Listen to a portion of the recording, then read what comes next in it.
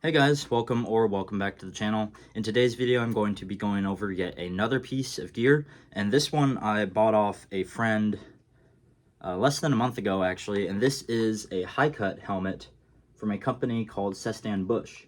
Now, Sestan-Busch is a Croatian family-owned company that provides their products worldwide, and it mainly had helmets designed for military and law enforcement use, but began an R&D project for civilian protection in 2018. And as of today, it has production facilities in its home country of Croatia. It also has producers in Germany, the Czech Republic, and Italy. And what I like about this company is that it also produces mid-cut or ACH cut helmets, and they all come with the same hardware installed: the shroud, the rails, and the retention system, which we're going to go over in just a tad bit. The helmet itself is made from high-quality aramid fibers, also known as UHMWPE, which is ultra-high molecular weight polyethylene.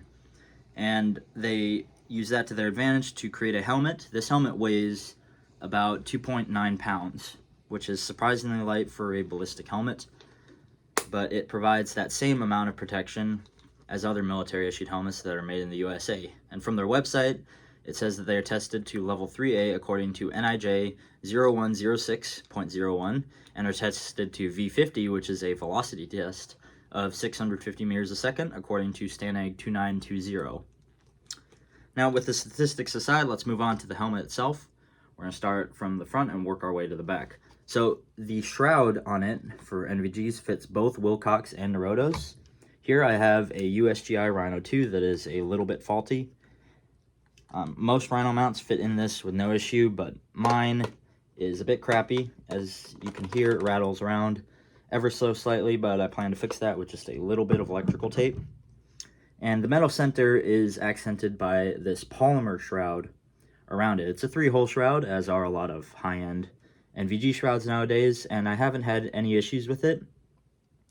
I know the BK-ACH has also faced a little bit of backlash for having a plastic shroud on it, as people like to call it, but it's not like this is a Naruto's universal shroud, which if you drop it within the first week of owning and it breaks and you have to pay for it and get a new one, like, it's not military grade.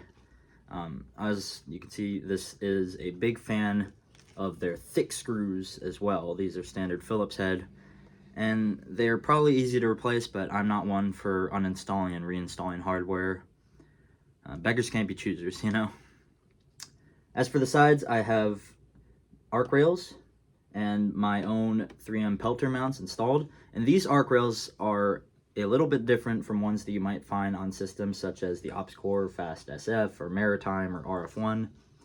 These are also made from that same high-grade polymer as the mount itself, and what differs this from the BK-ACH is that the Arches ones are a tad bit bigger, and people have had issues with their mounts from 3M for Pelters hanging onto it. Like, they will move around or they just won't fit in altogether. But as you can see, I have a very hard time moving these mounts. They stay in place just like they're designed to do. And the back, nothing special. One of the gripes that I have about this helmet is that it doesn't come with Velcro like right off the bat, but you can purchase aftermarket Velcro and slap that on, so it's a really easy fix. As for the inside, one of the features that I really like about this helmet is its padding.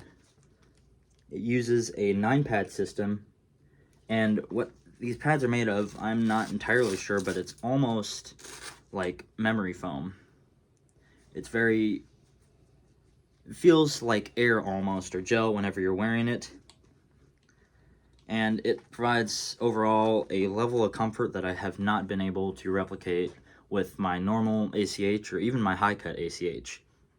And this helmet also features a boa retention system. Now, this hasn't made its debut since my review of the Team Wendy bump helmet, and it performs exactly like the TW helmet itself. So if I put this on, like, as you can see, there's a little bit of movement on my head, which no one really wants.